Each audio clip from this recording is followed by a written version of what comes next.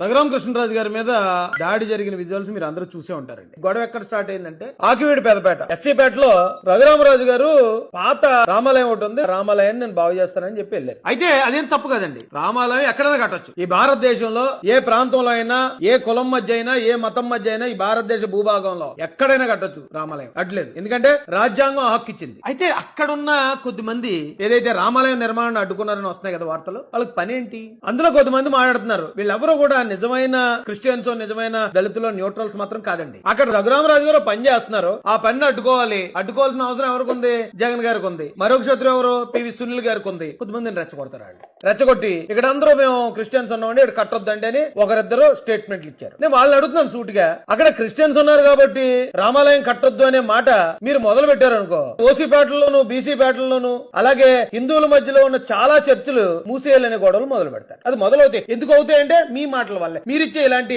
తెలివి తక్కువ స్టేట్మెంట్స్ వల్ల. ఈ భారతదేశం అందరికీ హక్కు ఇచ్చిందని మాట ఇప్పుడు ఎక్కడో మన గొల్లపురంలో జరిగింది, ఇక్కడ అంతా హిందువులు ఉన్నాం, చర్చ తీసేయండి, గోలాడుతున్నారు ఇల్లు అని చెప్పి గొడవ పెట్టారు. అప్పుడు మనం ఏం అడిగాం? సూటుగా నేను ఆంధ్రప్రదేశ్ క్రైస్తవులను అడుగుతున్నాను, అరే రాజ్యాంగం ఒక హక్కు ఇచ్చిందండి, ఎక్కడైనా పెట్టుకుంటామని చర్చ అని అన్నారు కదా. అంటే రాజ్యాంగం ఓన్లీ క్రిస్టియన్స్ కే ఇచ్చిందా హక్కు? హిందువులకి ఇవ్వలేదండి. ఇప్పుడు ఎక్కడికైనా వెళ్ళి చర్చ పెట్టుకునే హక్కు మనకి ఎలాగైతే ఉందో, ఎక్కడికైనా వెళ్ళి రామాలయం కట్టుకునే ఆ హక్కు మన హిందూ సోదరులకు కూడా అలాగే ఉంటది కదా. అది ఎందుకు ఆలోచించలేకపోతున్నారు? మీరు ఒక రామాలయాన్ని అడ్డుకుంటే దాని తీవ్రత ఏంటో పూర్తిగా అంచనా వేయలేకపోతున్నారబ్బా. ఎందుకు చెప్తున్నానంటే, ఆడెవడో కోన్ కేసుగా గొట్టంగాడు ఒకడు, నేను పాస్టర్ అండి, నేను ఎస్ఎస్టీ కేసు ఆడతానండి సుప్రీంకోర్టుకి వెళ్తే అక్కడ ఆడికి లెంపకాయలు ఇచ్చి ఇప్పుడు ఎవరెవరున్నారు అలాంటి వాళ్ళు అని చెప్పి ఆంధ్రప్రదేశ్ రాష్ట్రంలో కూడా ఫుల్ ఎంక్వైరీ మొదలు పెట్టే పరిస్థితి వస్తుంది. నిజం చెప్పాలంటే ఎంతలో ఉండవలసిన అంతలో ఉంటే మంచిది కదా. ఎందుకు బలవంతుడు గోక్కోవడం ఎందుకు?